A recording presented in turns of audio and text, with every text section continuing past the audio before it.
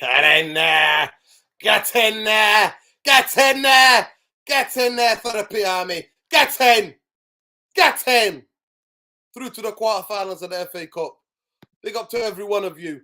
Please smash a like on the video. Subscribe to the channel if you're not already subscribed. That boy Garnacho, he's a special talent. Wow. Keep your feet on the ground. He could be a top player. I'd say better than Giggs 18 is praise. Wow, high praise. That is high praise. Big up Barbara Helm. Where's all the Garnacho haters? Where's slating him after the Leeds home game? Listen, we're not going to talk about that. We're going to talk about what he did tonight. I thought he was brilliant. I absolutely loved the finish. Oh, he saved Man United. He saved the fans. He saved all of us from basically going into extra time. He saved us all, honestly. You don't understand. Alex makes me furious how our own fans go in an 18-year-old. Listen, it's crazy. It's crazy. But listen, smash a like on the video, people. Subscribe to the channel. Welcome to the match reaction. Manchester United versus West Ham United. You've seen United, now F of home. You've seen United, F of home. You've seen United, now F of home. You've seen United, F of home. Give it that sub, give it that sub. Let's be our video. Let's be our video. Hey, tell me something I don't know, hey, Gig Spec. That trio, Maguire, Lindelof, Scott, was a no. Natalie, what are you doing there, Natalie? The drop from Ferran Martinez, Casemiro, insane. Need more defenders and midfielders in the summer. Of course, he showed really. We haven't got any squad depth. You see when Harry Squire, Victoria Scarlett, Motley play, we are slow. Oh my, the difference when Martinez. Yeah. Big up Lilas. FA Cup quarterfinals, the European lad, Manchester United, Manchester City, Blackburn Rovers. So yeah, FA Cup final, yeah. Manchester United, Manchester, Blackburn Rovers, Brighton, Sheffield, Grimsby, Burnley. So apparently we've got Fulham in the next round. They're flying at the moment. Happy to take them. Happy to take them. United at home, yeah. There you go. Big up to every one of you people. Hey, come say me, Assi. You can have the FA Cup. We've won many. Martinelli on fire. Expressions. Meltdown. It is what it is. What was your game? I've not even checked the results tonight. I've not even checked the results. Let me check the results, man. Let me check the results tonight. Let me check. Oh, my God. Arsenal absolutely smashed them. Martinelli, Saka, Martinelli twice. Odegaard. Wow. Arsenal flying at the moment. Flying. Wow. Sheffield United 1-0. Wow. Crazy. 2-0 Liverpool. Yeah, Van Dijk and Salah. Wow, they kept it. They left it late though, really late. Big up Sammy Assi for the super chat. Getting giddy, eh? Getting giddy, lad. You're getting giddy. You're so lovely, mate. Keep up the good map previews. We love it. Big up to you, Jake, the lad. Big up, lad. Big up to you. Man, UFC will face Fulham in the FA Cup quarterfinal at home at Old Trafford, yeah? Tom, I've sent you the link, lad. Tom. Big up, Claire. Claire, you were panicking. Even in wow, I was panicking. You should see my heart rate when I'm in that stadium. When they scored, I'm like, you know what? From early age, from the age of 5, 6, when you play football in organized teams, you get told, play to the effing whistle. You must play to the whistle. And Maguire, slow as hell, coming out to that ball. What is he doing? Ten Hag, so smart, playing that trio. He has shown them they are not good enough, so they can complain when they're not selected. Well, it is what it is. Tom, jump on. Hey, a game away from Wembley. We're the famous Man United and we're going to Wembley. Wembley! We're the famous Man United and we're going to Wembley. Wembley! Listen, Man United make it to the final. I promise you guys, I'm there. I don't know how I'm going to get in. I don't know what's happening, but I'm going to Wembley. Ain't nobody stopping me now. We're on the groove. Hey, ain't no stopping us now. We're on the move, mate. We're on the move. We're on the move, Therapy Army. In Eric Ten Hag we trust, but honestly, Arun, jump on, man. Jump on. Arun, jump on, man. Jump on. I want to hear what you've got to say. You're getting a bit too giddy for my liking. Jump on you. Big up. Big up. Hamza Zain says, big up Therapy. Big up Nuruddin. The belief of this team has been tremendous. Thanks, Everton. I drop off the what starting was 11. The drop off with that starting 11 was visible, though. Of course, it's because we don't have it. When I tell people our squad, that's why I talk about the fatigue, the mental and the emotional fatigue and the physical fatigue. It's because we don't have an in-depth squad. Eric is slowly installing no excuse, no nonsense approach with the squad. Mentality is everything. Big up, Malcolm. How you doing, Malcolm? Yes, people. You watching? How we doing? Yeah, man. Big up. You watched that? Free Hurricane. Yeah. Yes. All of it. I'm happy, man. Look, big up Andrew Ellis. Go ahead, Malcolm. Tell me what you thought about the game. Nah, it's a good win, honestly. Just got back from the Carabao Cup, and obviously you think that some of the players would be a little bit fatigued, but I mean, I think first half, I don't think we had a lot of chances. I think West Ham kept us at bay, in most of the parts, but I think second half, we just I think at the beginning of the second half, I think we just sort of capitulated, and then I think the two changes with Rashford and Martinez just changed the whole game. So yeah, I think it's a good win, but yeah, I think that's pretty much all I have to say. I don't think West Ham gave us a lot of threat after that, after we equalized, so or like after they scored. So yeah. Oh, and Garnacho, I think he had a good game most of the part, and yeah, that goal, the third goal the goal he scored was brilliant. Just the way he controls it on the ground. And I've been I've been a little bit judgy about his footwork. Just the way he controls the ball. I feel like at times he can get he I feel like at times he fidgets with the ball, but today he worked on his mistakes, and yeah, he just yeah, it was a brilliant goal, but yeah, the control to set it, knew exactly where he was doing, and the goalkeeper was almost watching it, admiring it as well. Like, there you go. Yes, Tom. How you doing, Tom? Big up, lads. What we doing? Talk to me. How did you see that? Pal? Big up, Jarvis. Jarvis, do you want to come on? Let me know. Big up, Therapy Army. Big up. Big up, Tom. As Alicia would say, let's be having you. Let's be having you. Let's be having you. Let's go. Let's be having you. Let's be having you. Talk to me, Tom. 100%. Let me just get this. This is just me. Big up, bro. He said, I know in footballers are not robots. The first half was so boring. Winning the last minute is like what in Man United in the 90s. 100%. Tom, take it away. How did you see the game? Obviously, you watched it. But obviously, the first half, the drop-off, we've been talking about the drop-off. Mate. Squad depth. We don't have a really any squad depth because the drop-off from Lindelof, Maguire, and Scott McTominay is massive. Listen, they talk about investment in terms of the stadium and things like that we need, but this team, Ten Hag, there's only so much that he can do with this team, and we saw what he could do today, and that was in the first half when he had to make when he made the rotations. There was nothing. You either had inexperienced kids like you had Garnacho, who didn't really have that leadership or that person there to drive them forward. He didn't really have that player today. And he had players like Harry Maguire, who we already know at this level are not up to scratch, and they're not. The amount of times that Ten Hag was on the touchline, from what I could see anywhere on television, where he was commanding towards Harry Maguire and Victor Lindelof, saying, "What the flipping hell are you doing, guys?"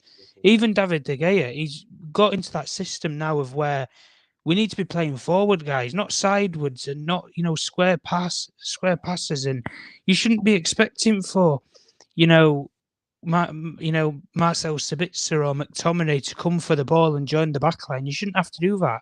And when Casemiro came on, he was playing as like a third centre back because he didn't want them to play in between the two of them. When you have Lindelof and Maguire, it's like you're playing tennis and you're trying to get a rally going. That's all that is at the back, really, for us. Martinez, when he doesn't play, I'll be real with you, I think it's either Casemiro that has to play or Martinez has to play for us, because without either of them, we don't have any passing options, either out from the back or from midfield. We don't. And it's as simple as that. When we're trying to transition from defence to attack, we just don't have it.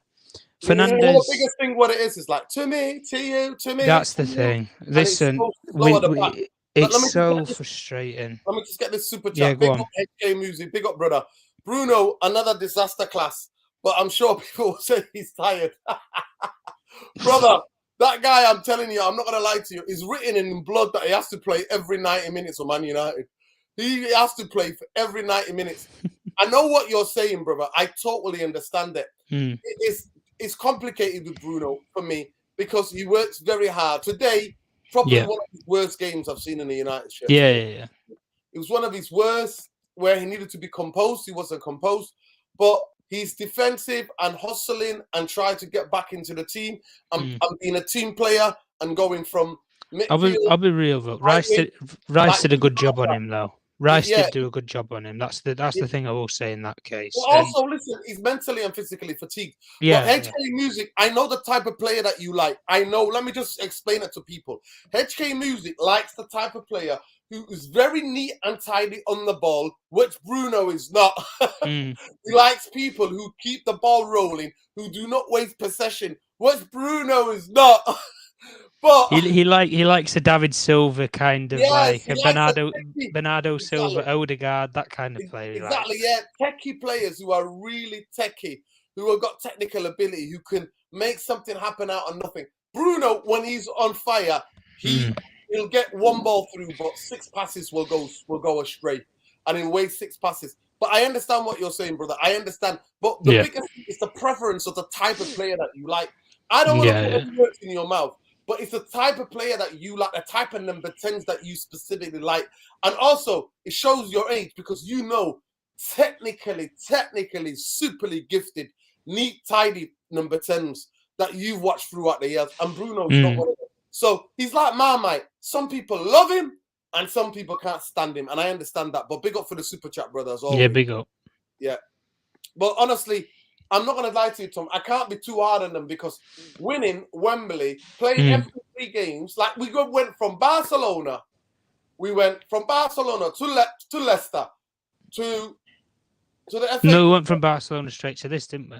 Yeah, so we went from Barcelona to Leicester. To Wembley and then to here. Wembley and then to today. So I don't blame them. I like the biggest thing as well, the drop-off is massive. Of course. The drop-off is massive. It's shocking at the end of the day, especially defensively. Defensively, the drop-off is like, wow. Malacia, people who are going to be cussing him and everything like that, I will defend the boy in the case of that. Don't you go anywhere. He's not had much minutes in this team, so I don't blame him for not being up to scratch in the game. Shaw's been solid at the left back position for pretty much most of the season, so I'm not too harsh on players like that. Same thing with Delo. We can't really criticise Delo and Wan-Bissaka because they've basically interchanged 45 minutes per half or per game. But no, listen, we had to bring on the big guns in the end because I think Ten Hag I didn't think he would have thought West Ham were going to go all out like they did. I did think he was going to think in their minds that they're going to make a couple of rotational switches here and they're not going to go full strength like they did. But the first half, we was getting pinged about far too easily on the ball. Positionally, we was caught out at the back. I'll be honest with you, I think Sabitzer wasn't really the type of game for him, if I'm being completely honest. You needed physical presence in midfield, and he is a technically gifted player who will glide past players. He's not one of these players who he'll be out physically to out-muscle someone like a Declan Rice or a Mikel Antonio if you're going to drop it a bit deeper and play the deeper role.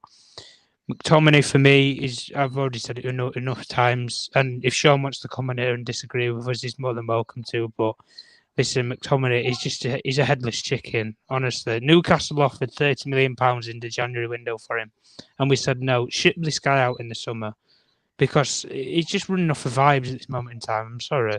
Who's that? You know, Scott McTominay. Ten Hag. I think I've seen enough of what I need to see. And when your manager, the first player that you bring off in a game like this, where you're chasing the game and you need a goal, when you're the first player that gets brought off, that's a telling sign of you ain't doing out in this game, and you ain't doing out full stop. McTominay's good if you want to shore up a game, 5-10 minutes, squeaky bum time. That's fine. I ain't got a problem with that. If he wants to contest his role as that, but he will never be a starter at this football club for me. I'll be real and honest with you. Fred's surpassed me and changed my mind in some cases because I think he's useful for his energy. As like he came on and he took up the positions that he did, and obviously we got the third goal. But listen, it needs to be talked about with Garnacho. He had Ben Johnson on strings tonight. I'll be real and honest with you. There was a brilliant battle, brilliant contestment between the two of them. He did cut inside a couple of times and things like that. But the one telling tale thing that I want to pick up on here is anyway, the FA have already crippled us enough this season. With the amount of games that they've thrown us into, the Premier League and the FA, there is no liaison between the two of them. There's no liaison between those three. This sort of pyramid that used to be in football, where you used to have UEFA, the Premier League, and the FA, and they used to combine together to suit football so that it's fair, but also you don't have major injuries and blows to your squads. That is no longer existent in football anymore. It isn't. And the reason why is because money's taken over football. That's the problem. And I look at such as tonight, Ridden. That officiating was shocking. I'm sorry, it was shocking. Listen, if you cannot see that ball has gone out of play, I'm not lying on you. Like, listen, referees are getting sacked. What did you say on TV? Well, they were saying that it was out because they had it from one angle where they had it just like the normal pictures you do on TV, and they thought it was in. They showed it from behind the goal angle, so then you can see up the line. The ball's completely out, and you can see the blade of grass in between the white line and the ball. Therefore, it would indicate it's out of play. But we've been here before at West Ham's ground a couple of seasons ago where we had the same incident and it got given for us and against us. But the FA and everything, like, come on. They're sacking referees left, right and centre, and there needs to be some sort of review at the end of the season, or they need to do something. Testing, or they need to do some sort of requalification, because the amount of decisions this season, it's not just in this game that I'm stating, but just in general this season, they've had an absolute stinker. Let's be real and honest with you. But no, Garnacho, the goal itself, like, come on. That touch, the drop, it's like a drop ball touch, that. Oh. And then the goalkeeper. He made it very simple. Yeah. Listen, Areola, he went to a Champions League final not too long ago with PSG when they lost to Bayern Munich. And he was in that team when Keylor Navas had to come off injured in the game. So he's got major experience. And when you have an experienced goalkeeper like that and he doesn't even bother to dive for it, he's absolutely just taking it away from the goalkeeper. The header itself, listen, the own goal, you got to buy your luck sometimes. And I think with the Casemiro one, the warning was there for them to shore up shot. West Ham, they didn't from the set pieces. They got punished at the end of the day. That's football. Yeah. And third goal, we probably didn't need to have done what we did. We could have sit it out for the corner. But Weghorst, listen, I'll be really honest with you. I said it a couple of streams ago. I love Wout Weghorst. I honestly do. And you know something, right? Players who actually burn their arse off for this team, we've not had it for ages because we had the viruses, we had the toxicity with certain players where they don't want to work hard, or the social media influencers, they're not footballers. We've got rid of those from last summer, and the detailing of players who would rather go to the boxing than actually play for your football club. I'm not going to name names. We already know who they are. But players like Wout Weghorst, who, for example, they've not had a major career. They've not won major honours or, had superstar clientele clubs that they've played for. But you know what? They work hard. And at the end of the day, he's come in, and for what he's had to do with where he's had no rest, Martial has been a liability. Let's be real. We need to ship him off. I don't care. Terminate his contract. Do what you've got to do. Because at the end of the day, this boy, I'm not even going to call him a boy. This man, he's keeping it together for us up top. Let's be real and honest with you, because without him at this moment in time, we don't have half the legs that we do across the field. We're not Let me just get pressing this from the super chat, front, Tom. nothing. And Let- Rashford, players like Rashford will be more burnt out than they are already. But crazy. yeah, go and read your super chat. Yeah, big up HK Music. Said, thank you. Exactly. No, bro, I understand the type of number. Yeah, Like, we Silva's understand that. It's my kind of number 10. Bruno frustrates the hell out of me. Can Bruno play 38 games and win us the league? I highly doubt it. He plays every game. I get it. But Ten Hag got to get another number 10 this summer. Listen, at the end of the day, for me, when he's playing, he's our captain. I think he's got it written in blood. I'm not going to lie to you. Like I always say, he's going to play. But the biggest thing I always think is that I always believe and think that he is not a player that's easy on the eye for people.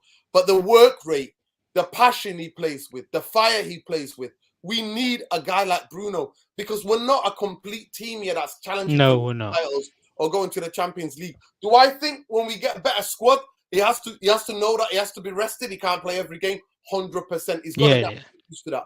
He's going to have to get used to that. But I understand if you're used to very tidy number 10s, Bruno's not that. He's never going to be that. No, he's not. I genuinely believe he's not a number 10 anyway. I want everybody to go and read the article of the coach that managed him in Sporting Lisbon when he signed for Man United in that January. True. He, in the article, he basically said Bruno's not a number 10. He's a midfield player. He's not a number 10. He's number 8, he said, didn't he? Yeah, he's number 8. He's a hybrid number 8, attacking number 8. He's not a number 10. But I understand why it's not easy on the eye. And I understand the people who support him and back him like Claire, like I do. This season, I think he's been phenomenal. The work rate, the defensive positions he takes up, the closing down, the running. He's got absolute lungs. I'm not lying to you. He has lungs. Like, I'm like, unbelievable because he's not very tall. He's not very strong. But boy, could he run. He can run a marathon, him. Honestly, he never stops running. He never stops running. Glazer's out. Yeah, maybe he hasn't had, but check his stats, mate. Yeah, 100%. Yeah. I'm telling you, his stats don't lie. Like, his stats are amazing.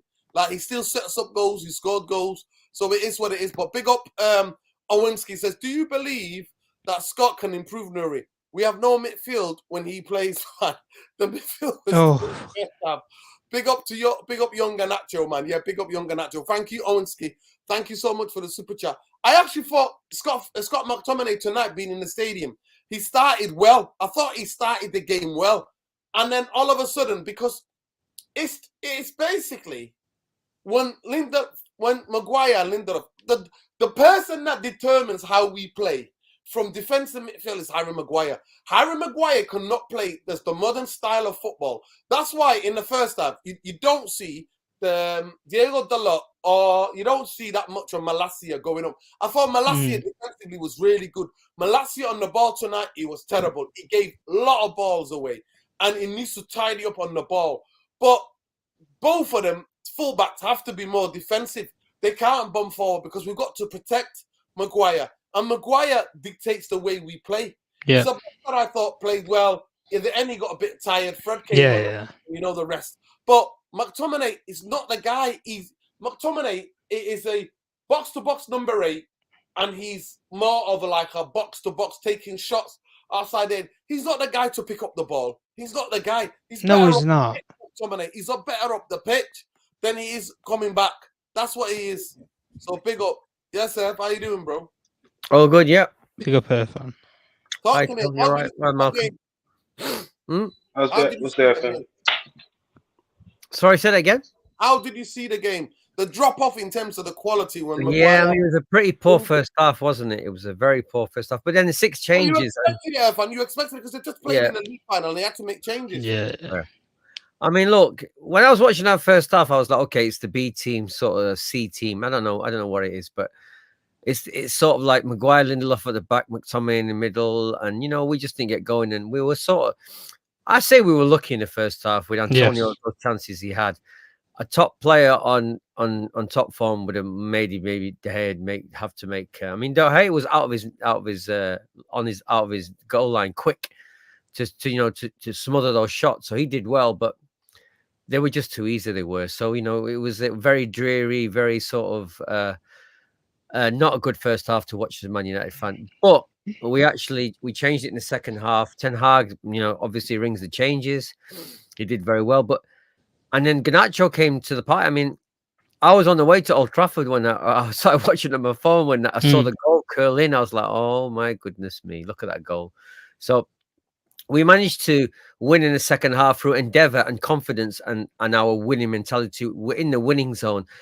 Even at 75 minutes, I thought we're still going to get a chance. And when that own goal, when I think his goals was disallowed, Casemiro, I was like, shit, are we going to get another chance? But then I thought, no. We'll keep going till the 90th minute and we'll keep trying. And essentially, because that's the form we're in, we will run it to the last minute and make chances, especially at home. It's going to take something major to beat us at home. It'd have to be like a Man City or a very top team to take those chances the first half to finish us, because we're not gonna lose in the second half, because we've got that desire and winning mentality at the moment. Because I was hoping the players would get a rest, but it's what I mean. These games revealed to me that the lack of sort of depth in the squad, because our second tier players, the gap's too big. The quality, yeah. I mean, Casemiro really came to the party again. We're a different team when this guy's in there. And obviously, did Varane? I mean, did I see Varane? I've watched. Yeah, he came on to show the game up, didn't he? It did come on. I know Martinez came on. I mean, look, Dalot didn't have a great game. He's not the same sharpness as Wan-Bissaka. Bruno keeps playing, although he must be tired. I thought Vegot had quite a good game in the 10. I thought he was decent. Brilliant. His hold-up play was that's one of the best I've seen him play. As well. Made 2 brilliant saves. That's what I'm saying. Yeah, I said in the game, made 3 brilliant saves. He made 3 brilliant saves. Yeah. He saved us. But I mean, we won because we're winners at the moment, and our winning mentality sort of got us through the game. And that was a moment of brilliance. That goal, Garnacho's goal, was a beautiful goal. So I'm happy, but we need 100% Claire. 100%. The guy kept he did. Yeah, you're right, Clay. He did. The Gea kept us in the game tonight. The one against Antonio in the first half was right in front of me. Yeah. And he made a brilliant save. No, because he was out very quickly to smother the angle. He was out very quickly, and that's what I'm saying. So it's good job he was sharp there. But like I said, we were a little bit lucky, but because we were winning, we actually won. We got winning mentality. We won through. I'm just hoping we can raise our game against Liverpool. Just get this. Long. He's not shit. 53. He's not shit at all. No, he's not watching the game today. He's not the same quality. He's really slow, but he's a work rate. His work rate is great, and he's in the right place a lot of the time to receive the ball. He's in the right place. He makes the game not as nervous because he hurries the defender, and then Fred scores, and it's brilliant. And it was his shot. He took the shot. The defender blocked it. Garnacho got the bloody winner. Yep. No, I slate Weghorst sometimes a bit unfairly, but I really thought he had a great game. His positional play was brilliant. I mean, okay, he hasn't got everything about him, but his touches is holding the ball to allow people to run off him was very, very good. So it's exactly just say what it is. He's a team player. He's a team player. Yeah, you're right, Tom. He's a team player, and we've not had enough for them for a long time, because we've always had individuals and not people who want to work for the team. And like you say, when you can't rely on people like Martial. I think he's missed nearly 25 of our games this season. At the end of the day, 65% of the games. 65, 60. This is over 50% of the games. Yeah. And we've not even finished the season yet. With Ten Hag, the medical staff must be scratching his head at the medical staff, thinking, if you can't even get me a date to say when this player's back, for me to say to the media, it's shocking at the end of the day.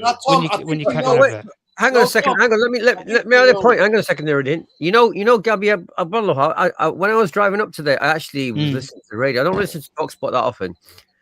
And he made an interesting point where he said that you got 2 types of players, really. You got the ones with the minor knock. They won't play unless they feel 100%. Yeah.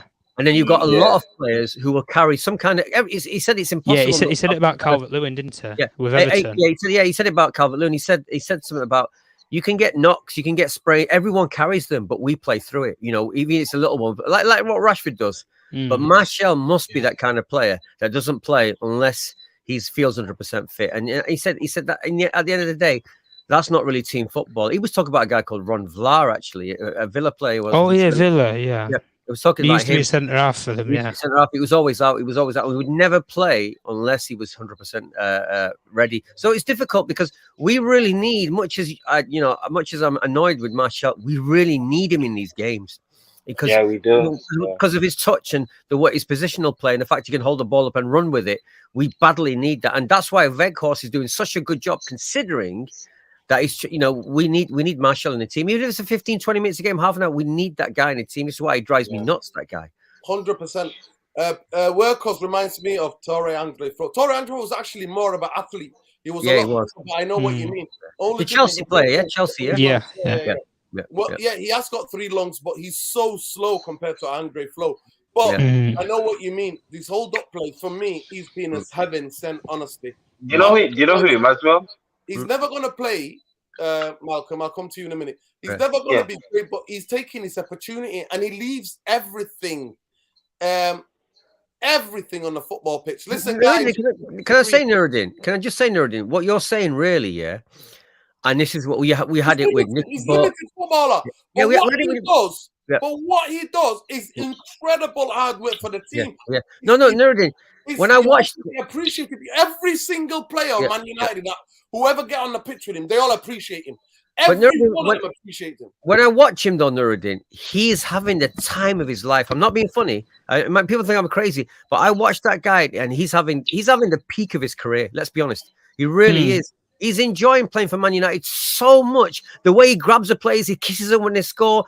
I mean, you need players that have got endeavour and not necessarily skill. Ferguson's always had these guys. Every top team's had these guys. Call them water carriers. Call them whatever you want. You need these guys that'll break a leg for the team who don't necessarily have the skills. You need them because they're good for the psyche of the team. It's not just about skills. It's about psychology. Listen, guys, there's nearly 200 of you in here. There's nearly 175, 60, 80 in here. Please smash a like. Subscribe to the channel if you're not already subscribed. And let's talk about the game. Can we be too harsh with any of these players? I'll go to you, Malcolm, and I'll come to Tom and then Irfan. Can we be too harsh because they've been playing relentlessly every 3 days? They're having a game. They're playing in so many different competitions. Can we genuinely have anything bad or to make any most judgments when they keep winning? Can we do that, Malcolm? Quickly, and then I'll go to Tom. I don't think so. I mean, they're giving us the results that we want to see, and so if you look back at the old regime where under Ole, you had a manager that would just be complaining about the fixture list and the schedule and think that we have too much. We have we don't have enough time to rest. The players are fatigued.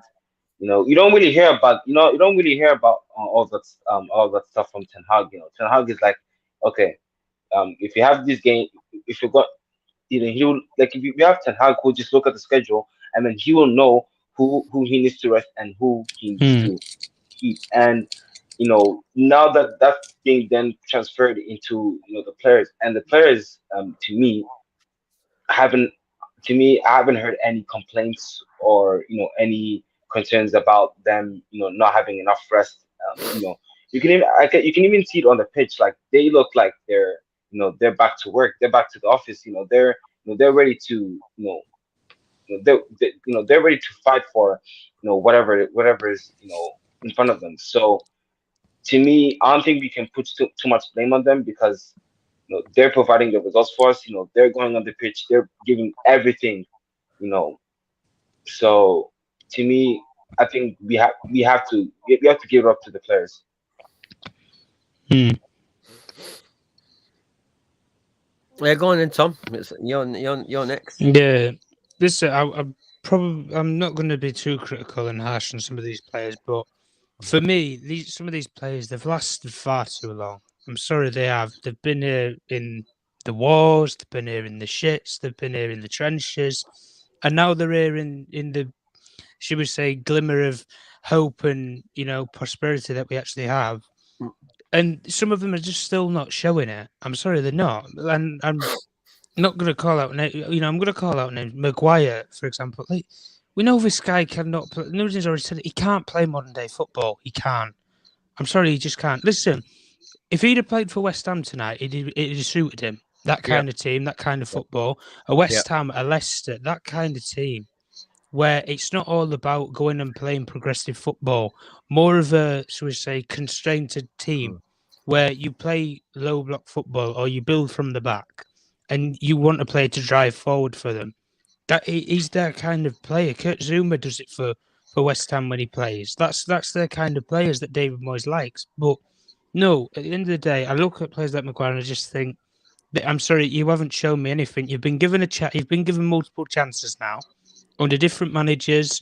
And like I said, we've got a proper coach now and a proper team who is behind this guy, who have worked at the elite level and worked with brilliant technical players at Ajax and stuff. And that sort of factory, should we say, of brilliant technical players. He's got a brilliant coaching staff set up there. And they can't do anything with this player. And I'm saying the same thing with McTominay. If you can do what you've done with Fred, then that just proves the point with McTominay, because McTominay and Fred, a lot of people said were equal. One of them's left-footed and about 5'4", and the other one's about 6'2" and Scottish. That's the and right-footed. That's the only difference that you could have said between the two of them under Ole Gunnar Solskjaer. At least with Fred, he's found a role for him. McTominay, I don't know what his role is at all. And if I'm being honest, you have all of your midfielders back. You have everybody fully fit. Say we're going to pre-season. You have Sabitzer, you have Kobe Mino, you have all them guys, Ericsson, none of them's injured or anything. He is probably the lowest person on the list at this moment in time. The lowest person, because we saw in the first half, he had nothing. And that's the thing, Nuruddin. You said it, Nuruddin, and I know you said it, Nuruddin, anyway. In the first half, he was okay, and he was decent. But okay is not good enough in this team anymore. It's not. Okay was good enough under Ole Gunnar Solskjaer when we didn't really have a style of play. You've got to be at least minimum good to play in this team. And okay does not cut it anymore. It doesn't at the end of the day. So I am going to call out players like McTominay because I think we have better options now. Marcel Sabitzer is a better option than him, and we've only brought him in on loan. You know, Kobe Mino's come on in games, and I've actually seen something of what he gives to the team. McTominay, I don't see what he gives, other than just running here, there, and everywhere. Bring him on for 5-10 minutes to shore up a game. I'm here for it. Apart from that, if he wants a bigger, progressive role for his career, he needs to go elsewhere. And the final one that I'm just going to say about is the Anthony Martial thing. Because listen, the guy's been here now, I don't know how many years. He's been here on two different contracts now. At the end of the day, he's had 2 full contracts out of Manchester United.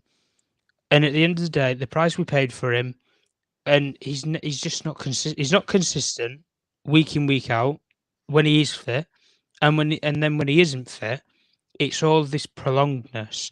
And we've seen what this coaching team have done with Varane, for example, who was this major injury concern from last season, where he was out for 3 to 4 weeks, here, there, and everywhere. He was basically the Martial of this season, Varane last year. But this coaching staff have been able to manage him as a player. And, you know, we know his constraints. He can't play 3 games or 2 games a week. We know that with Varane. So we're working around his sort of development and his own physical fitness. Martial, like, honestly, it's been an absolute travesty this season. I'm sorry, it has. And when he has played, yeah, he's got a touch and he's got this, that, the other. But apart from that, what can we really say? He's not prolific in front of goal. He's not consistent. He's lost a yard of pace. And this isn't an agenda against Martial, but at the end of the day, there's other players who I think would kill to have the opportunity that he's got, like Wout Weghorst, at other clubs who would kill to have the opportunity that Martial's had for the last 6-7 years. They would have killed for it. And at the end of the day, I think it comes to a point in time where you look at a player and you think, it just hasn't worked in the way that you wanted it to. McTominay's the same, Maguire's the same, Martial's the same. They've had enough chances now. And when enough's enough, and like we say, we've got a proper coaching now, and this is the final point I'm going to make about all these 3 players. You've got proper coaching now with elite coaches who've worked at the highest level of development with technical players. And if they can't do anything with them, and we've seen that they can do stuff with other players, they've made Lindelof look like a better player when he doesn't play next to Harry Maguire. They've made Fred look like a better player when he doesn't play next to McTominay. They've found Rashford from absolutely nowhere and done wonders with him. When you've brought in Benny McCarthy, an elite coach, attacking coach, strikers coach. And that's the final point I'm going to make.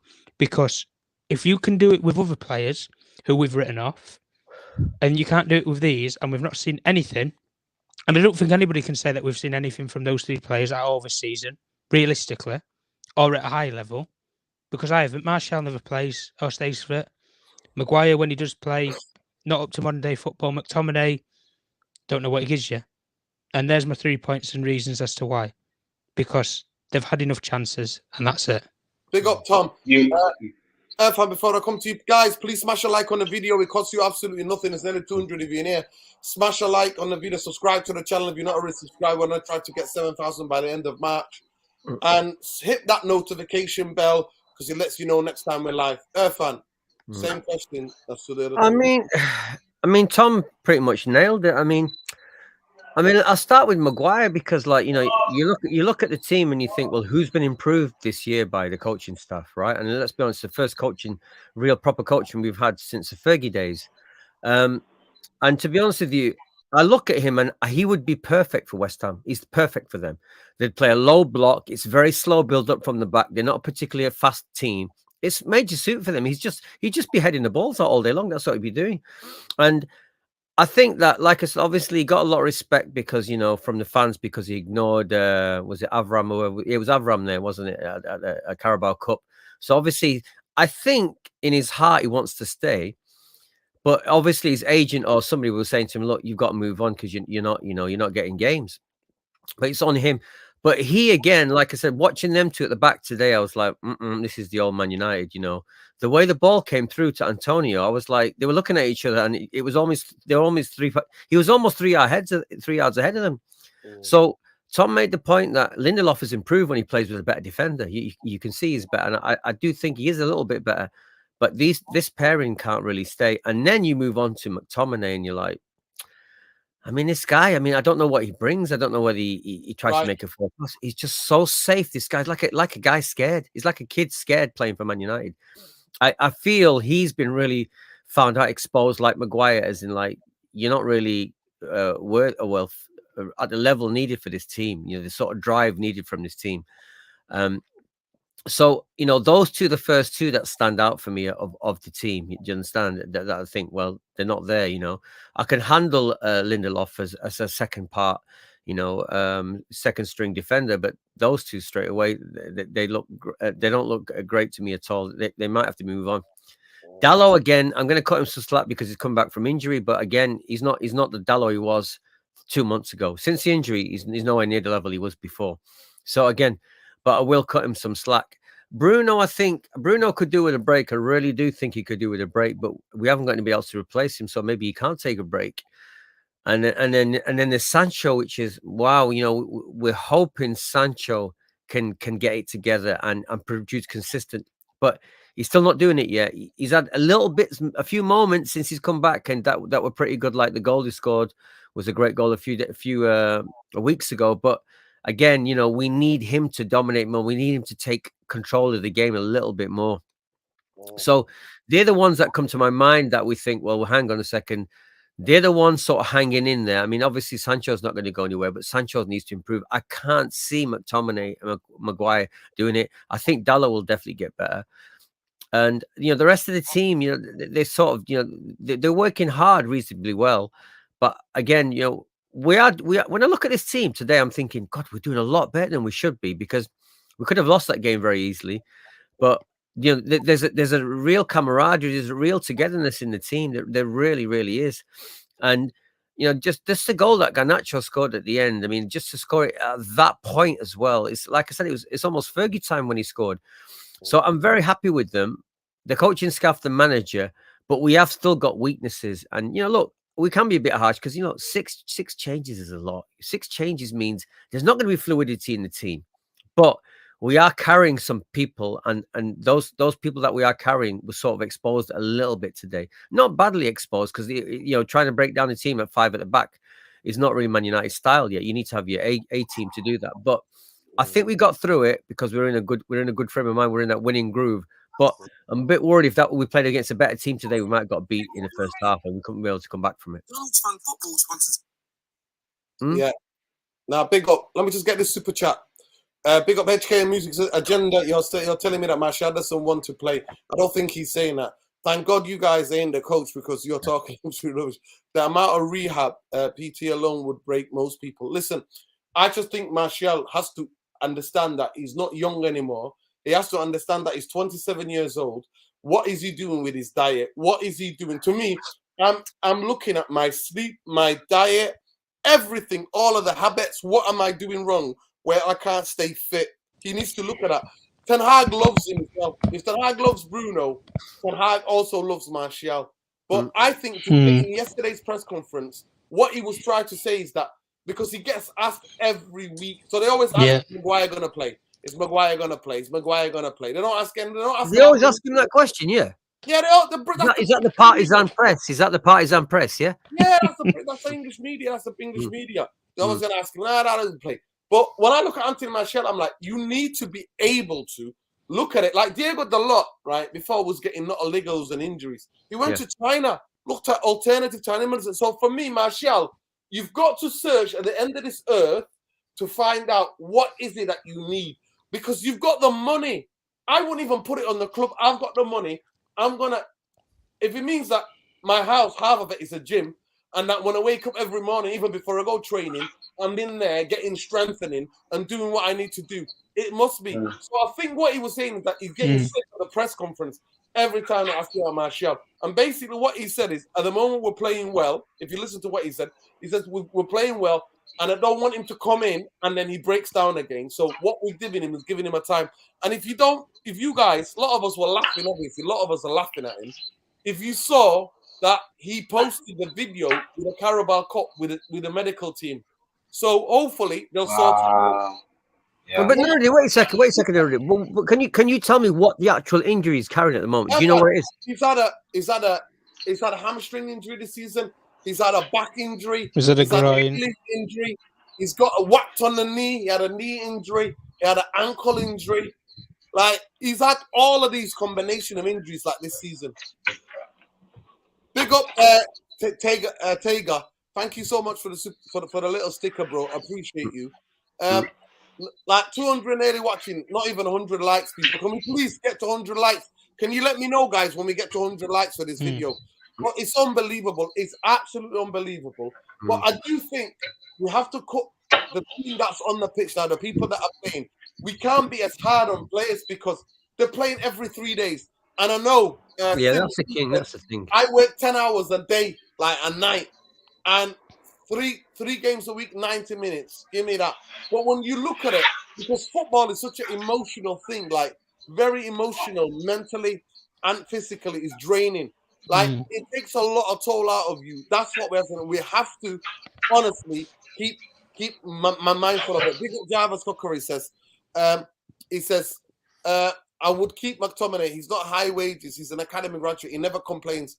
Valuable squad member, IMO. His short midfielder at a level can do job for us.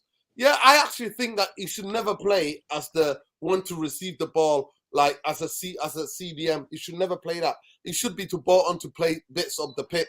But big up to every one of you. Please smash a like. Come on, let's smash in the like. Hey, Loden. Most people don't say what you're saying. They say he doesn't want to play. No. Listen, I'm not gonna lie to you. Martial loves Man United fans love him. The ones who go to say love Martial, but it's just a frustration speaking. People are just so frustrated because we need him. We need him. We really need him. We really need him. He can honestly. He could dictate. If you get Varane, Martinez, Casemiro, Bruno, Rashford, Martial in this team, we're gonna do damage. I'm telling you. Anthony, Garnacho to come on, Sancho to come on. Was Sancho not even in the squad today? I didn't even see. He was ill. He was ill, wasn't he? He was ill. Okay. So hopefully he'll come back and he'll be all right against the Scousers. But listen, the Scousers are going to be crazy. Big up to HK Music though. Big up to everybody. Listen, I want you to all be respectful in the comments. Therapy Army. One thing we're very passionate as fans, but we need to respect each other. You think a player is crap, the other person thinks the player is decent, and the other person thinks the player is good. We just got to keep it moving. We've got to analyze the game and keep it moving. We cannot be just thinking, keep having pop at each other. We're united at the end of the day. When none of us are picking the team. The manager's picking the team, and we can see that. And players like Martial are frustrating, super frustrating. But big up to everybody. Big up to hey guys, I do. None of us hate Martial. We don't hate the guy. We see he's got skills. We know he's a skillful player. He can definitely bring something to the team. Yeah, we're just deeply frustrated by him. We're deeply frustrated by this guy. Sorry to interrupt, sir. I just want to say I have to listen because I need to catch a basketball game. But big up the Terry PR and everything. Big up, bro. Big up, Malcolm. yeah, big up Malcolm. Don't worry, it's all good. Thanks, man. Basketball game. What time is it over there now, Malcolm? Yeah, right now it's 6:40. Yeah. Enjoy the game, man. Is it Yeah. sunny Enjoy over the there? game. It's a bit sunny there, yeah? It's a bit cold, but it's I'll manage. Yeah, I'll manage. Enjoy. Yeah, Big up, Malcolm. Enjoy. Big Yeah, up. Thanks, man. And just one more thing. I am going live tomorrow at 11 in the morning, so that's 4 p.m. I guess in UK time. Yeah, Okay. 4 p.m. UK. Yeah. So just keep an eye out for that. So Yeah, he also had a hip. Yeah, listen, Malcolm, let me know. Yeah. Send me the link, and I'll see if I can jump on if I'm around. Okay, Lord. absolutely, yeah. I'll sort it out and everything. Yeah, Yeah. Big up, Listen, peace. Teggy says, what do you all think about Anthony? Thanks for the super chat, bro. He says, Anthony's performance. The threat from the right wing doesn't compare to the left. 100%. I think in the first half, he worked really hard. I But what think you have to understand is this, listen, when you've got McTominay, Lindelof, and Maguire in the team, everything looks off. The team doesn't function. Let's just say it for what it is. It's lethargic. Yeah, it's we not don't attack. consistent. It's Serie A football from the 90s. That's what it reminds me of. It really is. We don't attack as quick. Honestly, we don't attack as quick. But big up to you, bro. Big up the Simmer Gunner. Simmer Gunner says, I know in long time no talk. Big up to you guys and God bless. Do you know how much Premier League games are as I'm trying to come and watch a game? Yeah. Big up to you, Sim Gunner, brother. A game, London, it'll be expensive, bro. Your ticket prices in London is more expensive than Man United. Arsenal's the most expensive tickets. Yeah. But yeah, big up to you, brother. Thank you so much for the super chat. But if you come to next year, Arsenal, Man United, if you get in touch with me, maybe we'll try to sort a ticket out for you on the United, watching it with the United, but you can't celebrate though. Yeah. And the only thing is that Simmer Gunner, I would never choose to come and watch Man United at Arsenal at Old Trafford because your boys always get a backhand. They always get a slapping. They always beat all these teams. They come to OT, bam, bam, bam, take three. They always take 3, 2 goals or 3 goals at Old Trafford. So best if you go to London, I'm sure you can find. What do we think to the draw, guys? Anyway, what do we think to the draw? We'll talk about the draw now. We'll move on to the draw in the last couple of minutes. But thank you so much for the super chat and big up to Tengi as well. Tengi, not 100%. Anthony, in the first half, I thought he held possession. What I like about Anthony, he holds possession. He's very difficult to shake off the ball. Tonight, West Ham in the first half especially tripled up on him. They tripled up on him. Every time he had the ball, there was 3 players on him. So it wasn't easy because... And he had no support, Nuruddin. When 3 is on him, he doesn't get any support. Yeah. Have you noticed as well when listen, 1 second. Director of football says selling Martial was difficult. Why buy him with his injury record? He's not lazy. He's just injury prone. 100%. That's it. To say that somebody's lazy is a lazy statement, like very lazy, because the body language is not what you like. Doesn't mean that. But Nuruddin, you see, he's a complex character because look, right. The simple football fans like to, dare I say, if can correct me if I'm wrong for this, but the stereotype of English football is the trier, the one who just gets stuck in, does runs and runs and runs. Even though he might not do anything productive, he shows he's battling, right? When you look at Martial, you see this very laid back, sort of cheeky, dare I say, French Prince attitude vibe coming from his aura, yeah? So I think it's, I think that mentality, that sort of body language, that aura that he carries also rubs some fans up the wrong way because of the way he is. And that's what I hear in conversations. He is one of those sort of guys, he's something like he's just got. He's not a typical. He's not an easy person to read, because he's not a kind of guy that's gonna. You're not gonna get blood, sweat, and tears from this guy. But That's the thing. he's a very effective footballer. When he's on form, he's a very effective But to footballer. be fair to him, I'm not gonna lie to you. He on the pressing since Ten Hag's been here, his pressing's been incredible. Yeah. I don't. The only thing I'm going to say though is with his with what Earthland's just said there, it's almost as if it's whatever mood he wakes up in on a morning. Like you just don't know what you're going to get, because sometimes you see these training pictures where he's smiling and he's happy as Larry, but then you'll stick him in at the game at the weekend or whatever, and regardless if you're winning 3-0 or not. It's almost like I've seen him sometimes when I've been to games anyway a couple of years ago, and I was sat near the director's area. And when I'd sat there and I watched one of the games with him, it was a while ago anyway, when we used to score goals, and I know it was under like Mourinho time and stuff like that. That's how far back I'm going here. We used to score a goal, and he used to be the only player that used to walk back to the halfway line. Like, he didn't even used to go to celebrate with the team or anything like that. And I just think, personality-wise, I don't know what it is. Like fans just said, he's a hard player to read because you look at him and you think the potential has always been there. The talent, you can't question that. It has been there. You don't get, picked for the French under-21 squad when he was getting picked at that time, under that golden generation that was there, with the likes even of the national squad as well. Mbappe's. The national squad as well. Yeah. And then obviously when you make that transition from the under-21s then to the actual professional men's squad, I mean, you look at some of the players that are there now, Camavinga and, Tchouameni, these kind of players and stuff who have come under that sort of model sort of style of football. But with Martial, it's almost as if he's come over here, and I don't know if it's to do with the league itself or where he's at in his career right now, but the problem with the Premier League is you either have got to be a physical striker where you can hold the ball up and you can play with your back to goal, or, like Nuruddin said, you've got to be direct and you've got to be able to command the runs and run at people. And that's the thing. I think he's a player he's in between. He doesn't know what he is effectively what I'm trying to say, because I've always said with Martial is he's not a number 9. That's the only thing I've always said for me. I think he could have had a brilliant career being a wide left player for us. But we didn't have anybody to play centre forward at the time, so we had to convert him.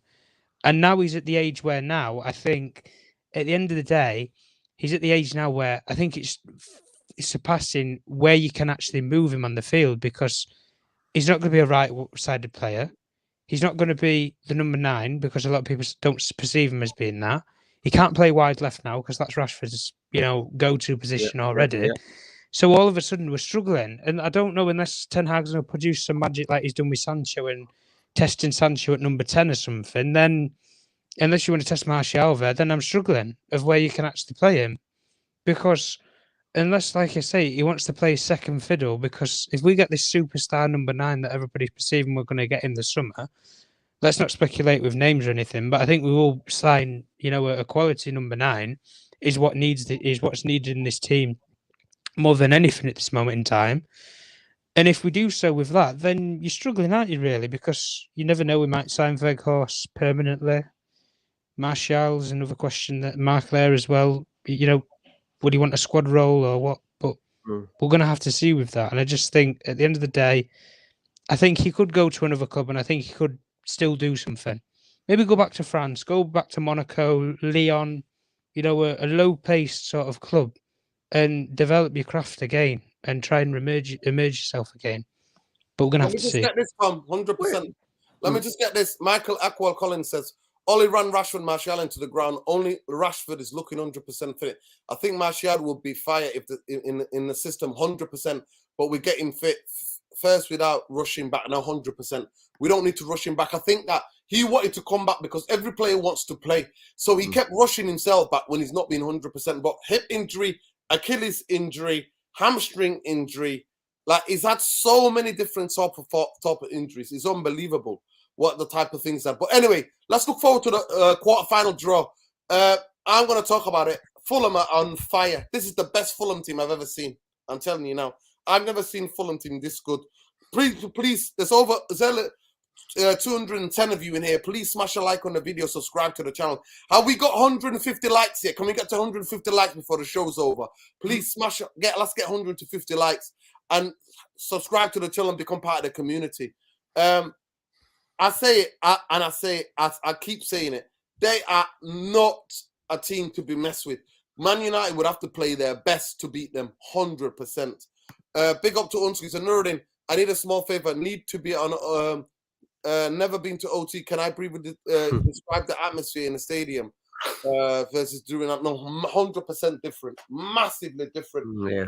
I'm not going to lie to you. Even when we were 1-0 down, United fans, we were all there. It's like there's this kind of belief in the team to think that we're getting back in the game. Obviously, De Gea, when it's still 1-0, he makes two good saves. Like, I think he made one when it was 1-1. But honestly, the belief of the fans is massive. The atmosphere is totally different. Totally different.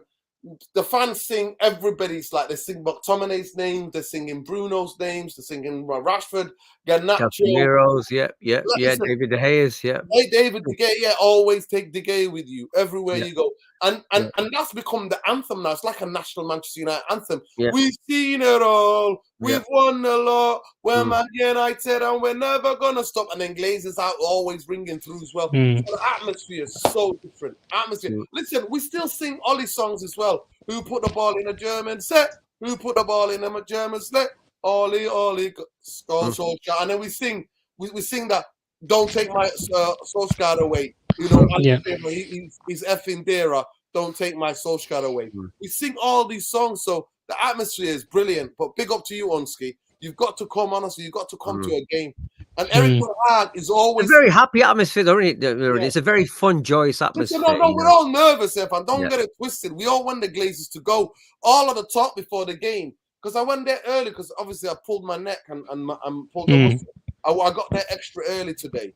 Because I had to show people where to sit as well. Big up to Sophia and Olivia. I hope they had a good game and I hope they enjoyed the second half. I know the first half wasn't a proper first team, but the second half... they were buzzing. They were buzzing. They were buzzing at the end of it. Well, from where they sat, they had a good view of the shot, but then that they're right in front of them. So big up, big up to those two. It is what it's going to be. We don't need to get into arguments of 100%. But it is, for me, Fulham are dangerous. So we've got Fulham left. The two dangerous teams are Fulham, Brighton are dangerous. Obviously, other than Man City. Those three teams are dangerous. And we got one of them. So for me, we've got to beat them. And Man United cannot rest players to play them 100%. No. To me, the FA Cup is more... To me, I value the FA Cup more than I'll ever value a Europa League. Ever. And I'll argue that till the cows come home. I will argue that. I will argue my point that FA Cup for me is the greatest and the oldest cup competition in the world. And I'm doing anything to get to Wembley if Man United make it to Wembley. Not in the semi-final, I want to go to the final. I don't want to go to semi-final, I want to go to the final. That's what I'm hoping that Man United... would you have rather played them at OT though? This is what I'm saying, where I'd rather have played them at OT than you take them to the home patch in London in Wembley and you have to play them semi-final. I'd rather knock these teams out before we have to get there, is what I'm saying in this case. Because, 100%. Listen, you look at such as Grimsby Town, for example. Listen, they completely blew the rule book out of the water, really, with what they done, where they got the victory. Obviously, I think City, Company, there's obviously going to be some clash there, isn't there? But you'd expect City to get through. And I think the way the FA and the way, probably the Premier League and everybody, the way that they're going to market this game is, they're going to want to market this as it's going to be City United for the FA Cup final toward the end of the season. That's how they want to market this at the end of the day. And they drive the narrative of that Man United are in a title race and obviously forget it. But even with what you just said about where we play Fulham, the actual I'll be real and honest with you. I remember the game when we played them earlier in the season. And I already said it that I didn't buy the Marco Silva sort of style of football and things like that, and I admitted to myself, and I admitted on camera here and said it, even when we beat them 2-1, but we got lucky with the last minute Garnacho goal. And I said, look, I looked at that team and I thought there wasn't the players that he had at Everton. There wasn't that goal scorer in there, and I didn't know if he could get something out of such as Mitrovic, and Mitrovic thankfully didn't actually play that game. And if you remember the game that we played at Craven Cottage, Jesus Christ, the amount of balls that were put in the box and the flicking headers that he could have, the headers that, where he just flicks it towards the back post and it sort of just tips in from the side of the goal or it goes in off the post. And I just think you need to be tight with this player. And what I mean by tight is you need Varane effectively. I don't think Martinez will do the job on him, if I'm being completely honest. I think Varane, you need him to stick, Who's that? back. Mitrovic. Yeah, Mitrovic. You need Yeah, Varane to stick the leg in the back of him at the end of the day. And if you've got to draw the foul, you've got to draw the foul because at the end of the day, there's some players that you just can't get your foot around them or you can't get the ball. You've just got to take them in the back and just give them a whack at the end of the day. Listen. And he's one of those players. Antonio again today. Martinez, I'll be really honest with you. I think he struggled when he came on. Listen, because you know why? He will never have to go to the right-hand side to cover Maguire. He's there. Martinez is not just doing his own job. He's worried about Maguire and covering Maguire. This is the thing, though. Psychologically, when you play against Maguire, you're at a disadvantage because you're thinking, 3 or 4 steps ahead before you even get there. This is the thing. You're protecting him. And when you have to protect a player in a squad, that is never a good thing. Name me what about your own job. Yeah, well, let me ask you this, right? You look at City or Arsenal's team, right? Name me one player in any of them squads that they have to protect. They don't. And that's the key point there. They don't. Listen, and that is when you know when a player's a liability in your team. I'm not going to lie to you. The more games Maguire, the more minutes Maguire gets on the pitch, the more we see he does not fit into the way the modern way of playing. Like I said about McTominay, shore up a game 5-10 minutes toward the end. I'm fine with that. Squeaky bum time, bring him on 5-10 minutes. That's fine. Head balls away from the goal. That's fine. Exactly. But when you want to construct something or play it forward front foot football, you can't do it. He doesn't have the technical ability to do it. And Irfan said it already. If I could market any team for him to, if I'm his agent now, if I could market any team for him to go at, and I'm saying it out of all the teams in the Premier League, and I'm saying about all the teams in Europe that were supposedly in for him, Inter Milan and all that rubbish, it's complete rumour. But if I was to market any team for him to go to anywhere in Europe, West Ham, it just fits.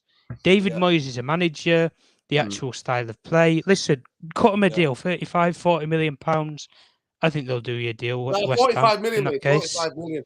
He's an England international. He's always going to be in the squad. You'll be lucky to get that. I don't think we'll get that. I think it'll be more like 30. Andrew Ellis says FIFA Garnacho is the most pathetic song ever. It's one of my favorite songs, Andrew Ellis. And for you, one night only, I'm gonna sing it for you. FIFA Garnacho, FIFA Garnacho, running down the wing, making United sing. FIFA Garnacho. There you go, just for you, Andrew Ellis. Just for you. Yeah, so I mean, they're already like, look. Yeah, I'm taking my daughter to OT for the Betis game, for the first United game. My 3rd game this season. I'll be coming from South Wales. Big up to you, Michael. Big up. Respect Michael. Listen, love and light, people. Love and light. Listen, Fulham are dangerous, and what have you seen? They are. I mean, you know the guy I love the most in their team is that Paulinho. I love this guy. I love Paulinho. I love watching this guy. I always think, please swap McTominay for him. You take McTominay, we'll take this guy. I mean, I know he's obviously Portuguese, manager's Portuguese, but this guy's a baller.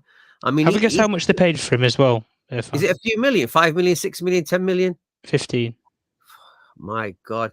Honestly, I've watched him about 4. I mean, I watched in the first game when Garnacho scored the winner. I was watching this guy thinking, I hadn't really watched him before. People had mentioned him, and I was like, wow, this guy is steel. He's got such an engine. And he's a battler. He's like he reminded me a little bit of Roy Keane, the way he battles. Seriously, I was like, wow. I would take this guy in a heartbeat. And no one ever mentioned him to me before until this season. No one ever said anything to me before. But like I said, they're a very dangerous team. And I said when I saw that City were drawn against what they called Burnley, I was like, okay, companies. That's City got against company. That's interesting. And then we get drawn, and then I thought, it's going to be Fulham or Brighton. That's what I was thinking. We get Fulham. I was thinking, wow. And they're a form team. I don't think we'll beat them if we play first half like we did in this one. I don't think we'll beat them. I think they'll be ahead. So we have really got to be on top of our game because they're flying high confidence-wise. They're flying high. They're 6th. I don't think they've ever been this high in the league ever. And already, I don't think they have. So they're having their one of the season. Obviously, they got Willian there as well. They're just on fire. So we have to make sure we've got luck of being at home again. So luck is on our side, and you said already we need luck. But like I said, this is going to be one tough game. I mean, let's be honest, Nuruddin, quarterfinals. There's no easy games left, is there? Really? We could have got Grimsby, you know. We got Michael. Michael says, every time Maguire plays, I'm clutching my Bible. Nuruddin, the Muslims are Bible, mate. Nuruddin, the Muslims are touching their Quran, the Jews are touching the Torah, everyone else is touching the Bible, and the atheists is touching whatever. They're touching wood. I don't know what they're doing, but everyone's like that when he's playing. I swear to God, everyone is like that when watching Maguire play. Yeah, man. Big up. Honestly, it is what it is. Listen, we move on to the next game in it. It's the Scousers. We'll be doing hopefully we'll catch you guys. We'll be having a bit of a debate as well. Big up Tom. Tom's back. Big up Tom. We'll be having a bit of a debate, and hopefully Friday, if you guys are around, guys, Fan and Tom, Friday we'll do the preview for what it is to be an absolute blockbuster of a game. Well, this Friday, no, I'll be out away, Nuruddin. Shit, all right, bro. No, I'm not sleeping. 8 hours set of Saturday, Friday. Shit, long one. All right, you doing it all 8 hours? Oh my. Yeah. Maybe I'll come and see you. You can come. You can come. Yeah. Minor Solomon of Fulham is a quality too from Shakhtar Donetsk. Yeah. Mullah Solomon, big. Yeah, he's the one that scored the goal. He's the one. He's the Israeli international that scored the sick goal for them. Was it yesterday? Was it today? No. He's got 2 winners in the last 2 games. One against the last goal was beautiful goal. One goal and the goal against Wolves as well. He's got 2 fantastic. I didn't know he came from Shakhtar. I was like, wow, Shakhtar a lot of players, doesn't it? Good players. Listen, RTX. So RDX, yeah, I wanted him as well. And I think Man United should try to get him. Honestly, Man United get Champions League. Nuruddin, when I watched this guy, Nuruddin, I thought he was the perfect defensive steel midfielder Premier League. I couldn't believe the guy was Portuguese. I was like, well, who is this guy? I've never seen a Portuguese midfielder play with his type of steel. I haven't seen him. I really haven't. I really impressed by this guy. FIFA Phil Jones. Lila's taking the mic all the way there in Moldova. Claire, I'm on the De Jong train as well, please. I'm with you still. I haven't given up hope on that one. You know. You still want De Jong? Listen, honestly, Paulina as well. Caicedo's good. Yeah, Caicedo's we got a choice there. We got a choice, Tom. Caicedo, De Jong, Paulina. I'll take any of them. Give me 2 of them will be amazing. 1 of them will be a start. That's what I'll take. Yeah. All do different things, but all are perfect for Man United. I don't know though, because I think if we sign Sabitzer, I think the De Jong thing's kind of dead in the water. If I'm being completely honest, unless you're going to ship De Jong league.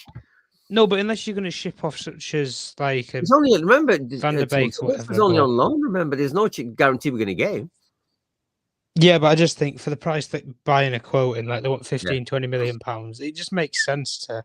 And you need money wise, because we're money wise. Yeah. Oh, listen, don't even get started about money with this ownership and everything, because what I've heard about with the Glazer family, if they're still in charge in the summer, mate. You pushing it. Yeah. You'll get what you'll be looking if you get one. This major striker that you're wanting, that might be all that you'll get. You might not. So this pipe dream about you'll get, Osimhen, Kane, or somebody like that. Then you'll get a Frankie De Jong or a Rice or something like that, and then there'll be more money left over to go and get, whoever you want, a centre half, or if you want to, some of mine still want to replace David De Gea, you'd be dreaming a bit. That's all I'm going to say in that case, because these guys, they'll spend money on one player, and that's it. And then it'll be, you'll be even lucky you might be diving into the loan market again. Yeah, but summer's not the place for loan deals. It's not.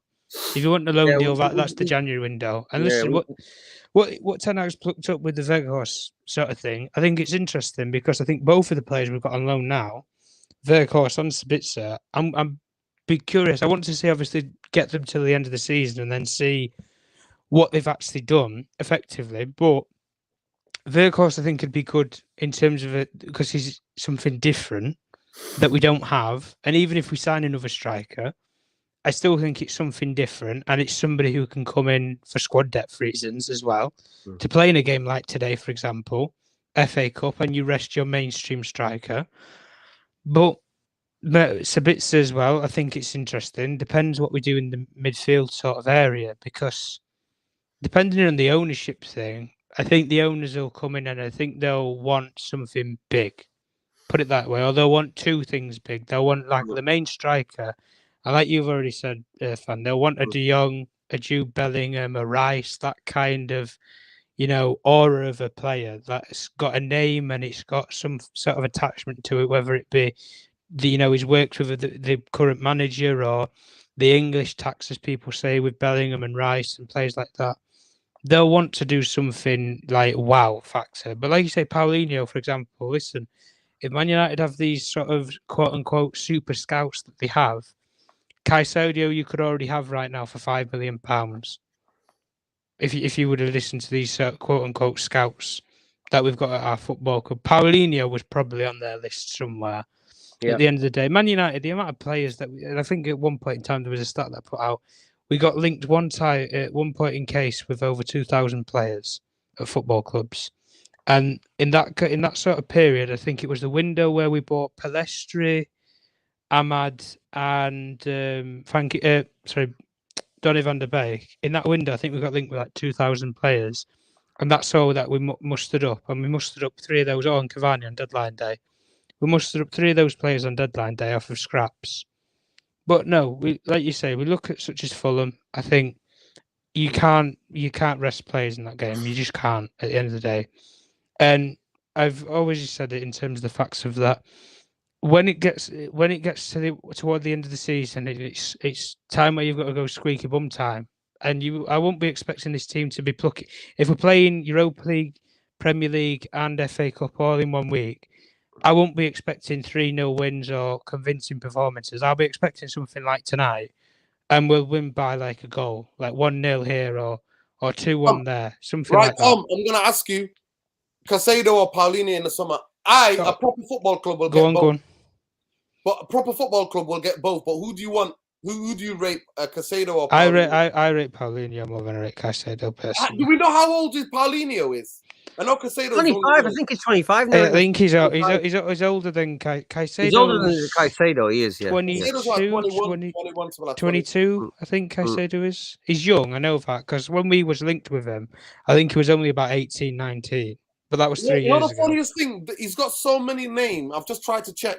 He's got so many people, footballers, who've got his name. João Paulinho, and like the wrong ones are coming up. But can you please let me know how old he is? Irfan, who do you want? I'll find out for you. Paulinho? Give me a second. I'll find out. It's a tough one because I think Caicedo's got an all-round, a more sophisticated game potentially to develop because he's so young. Whereas I think Paulinho's ready-made. Paulinho's ready to just come in and do a very, very strong job for us. So he's 27, Paulinho. Yeah, there you go. So he's at his peak. So we have to go for Caicedo. He's sort of like, I mean, we could get 2-3 good years out of Paulinho. And Caicedo's 21. Yeah, I'd probably take Caicedo. As much as I do right. Like I said, I've not been impressed by a Premier League player I didn't know about as much as this guy. I really, really rate him. He's steel, this guy. So physical. But I think Caicedo's got a bit more panache to his game. He's got a bit more of a silkiness to him. So and he's got an engine. When I see Caicedo, he's got an engine that will run and run and run. That young age. So it's a tough one to ask me between the two because they are two slightly different type of players. But let me ask you a question. Long term, I'd take Caicedo. Short term, I'd take Paulinho. Well, the hype that we obviously hear, where you've had the Frankie de Jong saga already. Jude Bellingham's obviously going to be linked to Man United. We already know this. Whether he comes or not is another Liverpool was question. his dream team or something like that. No, not according to form. No, he doesn't really have a dream team in terms of the Premier League teams. Is Birmingham City born and bred, and that's the only team that he's ever supported. I thought he had an affinity with Liverpool, but. No, the only thing with the affinity thing is because him and Klopp, because of the Dortmund connection, and that's where people are booming up from there. But no, what I'm saying is in terms of, like we just said with Caicedo and Paulinho, because they're more European-style players, because they are European, obviously, but or South American in Caicedo's case, but those sort of model players, those tendencies for those players, we've never really gone for recently anyway, apart from more recently where we've gone for American players, like sort of European, the major European players, like we did for the Ajax, for example, and the South American markets where we've got such as Anthony and Martinez, but through Ajax's sort of system. I don't know if it's preferably that we should go down buying the best players from other people's teams, or we just get the next generation of talents and then develop them. I don't know which suits better or which not, because don't you think, Thomas, a bit of both, really? Don't you think that's how it should work? A bit well, of both. if we had it our way, here, fam, we'd be sitting here right now with Frankie De Jong and Casemiro in our midfield. If we had it our way, but the way this club thinks is it's one or the other. That's how it was. They couldn't get Frankie De Jong, so they thought, you know, F it. Who can we get? Who's going to come and we can? Who's the name? We can chuck a load of money at and he's going to jump at it. Casemiro. And that, like you say, I think they've landed very lucky on the fact of how he has actually turned out. Because I'll be honest with you, I did have the skepticisms when we're paying him. He's the highest paid midfielder in the Premier League, but you can see why we've paid the money that we have for him. And the shifting off from Ronaldo saved the club a lot of money, if we're being real.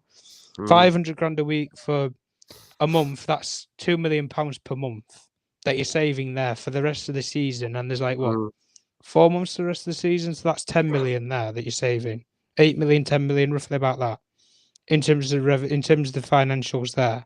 And that's not including bonuses or anything. That could extend to maybe 15 million. So you've saved a bit of money there. But the only thing I'm saying in this case is, if we get this new ownership in, that's all I'm saying in terms of that. If it's a new ownership, I would expect. I'll be thinking to any of these sort of people and everything, if they listen to the right sort of football brains or minds that are in the mind, or if they're a football fan themselves, they'll look at this thing and they'll consult with Ten Hag and say, right, who do you want? We'll finance it. And at the end of the day, if Ten Hag wants Paulinho, you get him Paulinho. If he wants Frankie De Jong, you do everything you can to get Frankie De Jong. But if he says he doesn't want any of them and he wants some kid we've never heard of from Santos in Brazil or something, and he says that's the player that I want, you go and get him, mate. Trust him, because there's been a lot of managers that have come here, they've bought players, the club have put trust in them, and they've bought absolute shite, and we've spent years trying to offload them. Now you've had a manager who's actually come in, and every single player that he's brought in, he's had a plan for. Whether it be on loan, permanent, whatever, there's a thinking behind it, and that's the only thing I'm saying in that. And in terms of these little tweaks, when we get to sort of the market, because we need improvement in this team. Ten Hag's taken this group of players as far as he can. I think we've seen the best from this team. At the end of the day, I don't think there's any more to come, because it's going to be very interesting to see what he's going to do next summer, in the summer anyway, because is he going to bring in players who want to play the possession style football that we know he's founded and that's his philosophy, or is he going to bring the players in that's going to be more active, like players like Fred, for example, who they run around and this, that, the other, because he's had his success playing the way that we have at this moment in time. The only possession-based game that I can remember was the Spurs game, when we absolutely played them off the park. But in that game, we had the fully fit players that we had, and we didn't have Sabitzer, Weghorst, them kind of players. But it's going to be interesting anyway. But we're going to have to wait and see. Listen, big up to everybody with Florentino Luis and Lars Pettersson. I don't know the player, but is he a Norwegian player? Nuruddin, thank heavens we have Eric Ten Hag and not Conte. Would have been hell of a stress. You know what? Everybody coming for me. Everybody coming for me when everybody's like, no. We'd be slitting our wrist if it was Conte was our manager. Oh my God! I was like, no chance. I never want him. Big up, HK Music. Manu Kone is a Ten Hag player. I can call him Black FCD great player. Yeah, you know what? Maybe him. Yeah. Manu Kone. Yeah, Manu Kone is a good player. Really good player. Who's he playing for again, Nuruddin? Gladbach he plays for. Oh yeah, German. Yeah. Listen, guys, we're gonna end the show here. Big up to every one of you. Please, Claire, how many likes have we got on the video? Please let me know. How many likes have we got on the Claire video? might be in bed now. She'll probably be asleep now. No, she's here. It's late, it's 12:12. We should be called the late United Therapy. That's what we should be called, yeah? The midnight United Therapy. It's what it is, yeah. Honestly, some people think we need Madrid players, but please let me know, guys, how many likes we got on the video. How many? Only 118 when there's like consistently over 200 viewing here. 119. Can we please get to at least 120 quickly? Let's get to 125 or 130 quickly, at least. Come on, get the likes up, people. Get the likes up. Listen, I'll give you your last word. Irfan, Man United played 8 games in the shortest month of the year. It's crazy. It's crazy. I mean, that's the thing, Nuruddin. I mean, this is why I'm amazed that we keep winning. I'm amazed. I mean, really, if you're a neutral observer, maybe you come from outer space and you're looking at Man United, you're looking at the squad and thinking, how are these guys winning it? It must be the magical manager, because we are playing an insane number. You know, at one point it was 1-0 today. I was like, maybe we need to get out of this cup. Maybe we need a break, because we don't need to get out of the cup. No, I know you love the cup, but I'm saying to myself, yeah, but I'm trying to, Nuruddin, all I care about is getting that 3rd place or 2nd place, whatever in the league. That's all I care about. I don't care about anything else. Well, you're absolutely deluded. No chance. FA Cup for me is the greatest cup competition and the oldest in the world. And Man United have not won an FA Cup in a long time. We need to get back to effing Wembley and win that FA Cup. No hell way. I'm not. Yeah, but Nuruddin, if you just said we played this many games in February, we need to get out of the Europa League. Focus on the FA Cup and the league. I agree with you there. Finish highest we can with the highest tally points in a long time. That's what we need to do. Right, hang on a second. Message to Tom, right? Don't say what I said or you'll trigger him, okay? Message to you, okay? Just take note of that one, all right? Right, you got that right. Over and out. We made the points there, Nuruddin. Okay. No, Tom, I want Tom to come in. Tom, Man United have played 8 games in February. It's crazy. Yeah.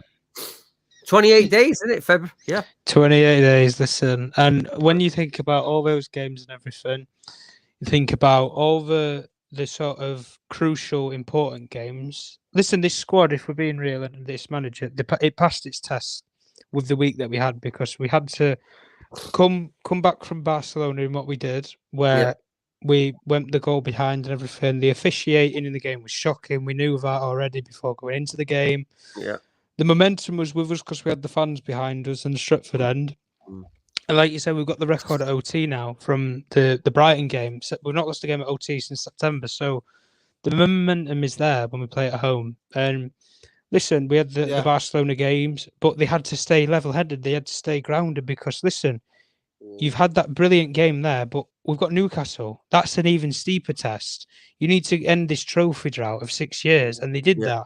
They brought the trophy home and everything. It's incredible when I think about it, Tom. It is incredible. It was a make and break. We've said it before. It was a make and break. It was a make and break sort of week in the season, because if we would have lost to Barcelona, we're out of that competition. If we would have lost that Carabao Cup final, the mentality coming into the FA Cup game, I would have been worried, because I would have thought these players are shot. Yeah, Alien Tenno. It's crazy. Tonight, I didn't see you. I hope you were there. I don't know if you were there. And Georgie B, stop trying to trigger me. Get the hell with Europa League. Honestly, get out of the Europa League. That's what I'm saying. To me, Europa League depresses me so much. It reminds me how much the Glazers have ruined Man United. That's what it reminds me. That's what. And the ref was absolutely terrible. I don't know what it was like watching it on television. Oh, don't. I already said at the start of the stream, did I not, about the actual where it went out of play and everything. I'm thinking, it's ridiculous. What is VAR looking at the monitors for? Like, even with the Casemiro thing, right? A blind man and his dog could have seen that it was miles offside with the goal that actually went in. So what they're pissing about for 2 minutes, checking the goal, I just don't know. Listen, I just think the FA, they need to come out with a statement or something, the Premier League, whoever, and just say, look, the officiating this season has been below par. It's not the greatest of good. And we're going to do an officiating course or a review for all of the referees, regardless of level, qualification, whatever. And they're going to resit some kind of refereeing qualification, because they ain't up to scratch with the rules. They ain't up to scratch with the technology. And they certainly ain't up to scratch with the actual how modern day football works, because they don't know the logistics of it at the end of the day. Yeah. Because it's not one rule for one and one rule for another. At the end of the day, if you're a referee and you're officiating the sort of, laws that you do, the only thing I'm going to say is we could talk about vetting when you go into, say, the police force, or you go into some sort of major sort of organisational group. they have something called vetting. Refereeing, there should be something called vetting, and do you know something? There actually isn't, or it's not at a high level vetting, where you vet referees in terms of their actual financial background or anything like that, and then you get to the logistic and you hear the stories that come out, like you've heard with Barcelona, where they've been paying referees off. Do you know how they've got away with stuff like that, Nuruddin? The referees that were actually officiating at the time were bankrupt. They were gambling addicts. The referees in the Spanish league at the time, they were gambling addicts, and they had no money. I think they was in debt by like £20,000 or €20,000. I don't know what that equates back to, about what, £20,000, something like that, in debt. Crazy, man, crazy. And it's crazy. And you then you understand, well, how they've got away with it for so long. And then you saw what you saw. Listen, it's like with today. crazy. Honestly, But I'm not lying to you, especially the FA have crippled us already enough this month. I think we deserve some credit out of it at the end of the day. The only good referee that I've seen, whether watching games or being at Old Trafford, was the one with the Carabao Cup final. That referee was a good referee. I thought he was David Koo. Yeah, I thought he was all right. Yeah, he was level-headed, wasn't he? That's he was level-headed. But at the end of the day, every time a player touches the grass at Old Trafford, touches it with his hand, or goes down, they get a free kick. When tonight, like when I watched the game tonight at the stadium, Workers got taken out twice. Bruno got taken out. Not even a free kick. Nothing for them. Listen, big up to every one of you. Big up Alien Tenno. I got there early, mate, because I had to cycle on the curb really slowly because I can't check my left. I can't look back. I can't. He's still got the frozen neck, yeah. Yeah. So I can't turn. So I had to go there extra early. But big up to every one of you. Please smash a like on the video on your way out. I beg you. Let's get to at least 150 likes before we can end the stream. But win, lose or draw, Glazers out, Bankers out. That's how we keep it, people. And big up Claire, big up HK Music, big up Lillard, big up all the regulars, big up big up to Claire. Yeah, big up Tenge as well. Big up all the people that gave the super chats. Love and appreciate supporting the channel. Love and like, people. Take care, and we'll see you on Friday for the Liverpool preview. Take care. Good night. And no, actually, you know what? Let's get Irfan Rainey. Irfan, I tagged you in the thing in the post today, so check out on Twitter. George Monbiot chatting absolute rubbish. Absolute rubbish. The coward that he is. And Tom Journalist One, people. Tom Journalist One on Twitter. Make sure you check him out. And check our Claire out as well. Big up Claire. I always forget Claire's handle, but go and check Claire out as well on Twitter.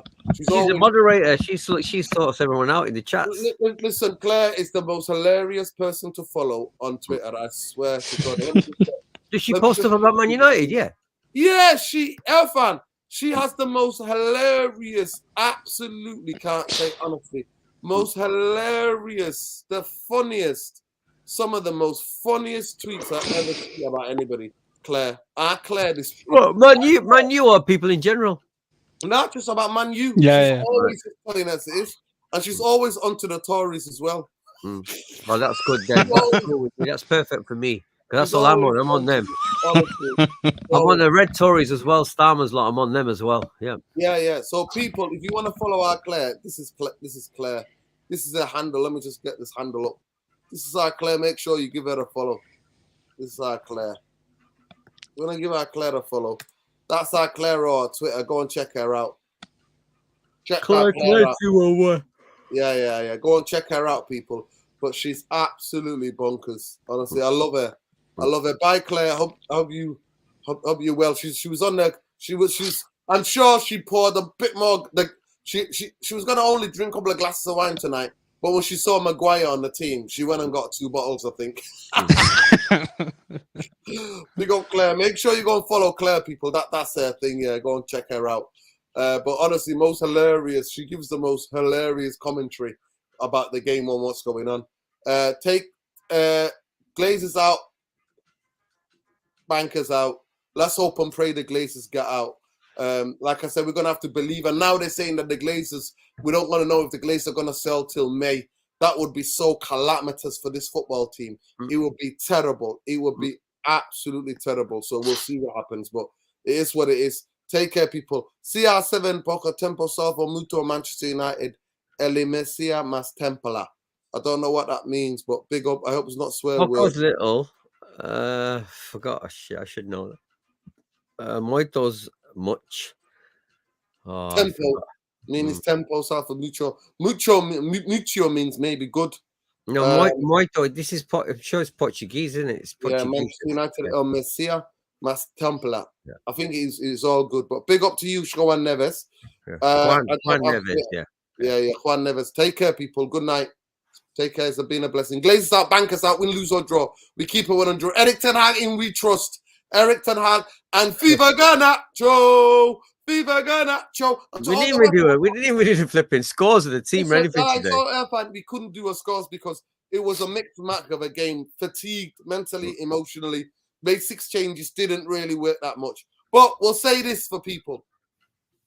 To the West Ham fans, forever blowing bubbles, all I've got to say to you, you've seen United now, F off home. You've seen United, F off home. It's funny, Noreen, that Declan Rice wasn't in the conversation with Paulinho and Caicedo. Nah, mate, I don't want him. I don't want him. I don't rate him. I just don't rate him. It's just a personal preference. Yeah. I just don't rate him. Glazers out, bankers. I think Paulinho is a better player. I think Paulinho, I would take him like that.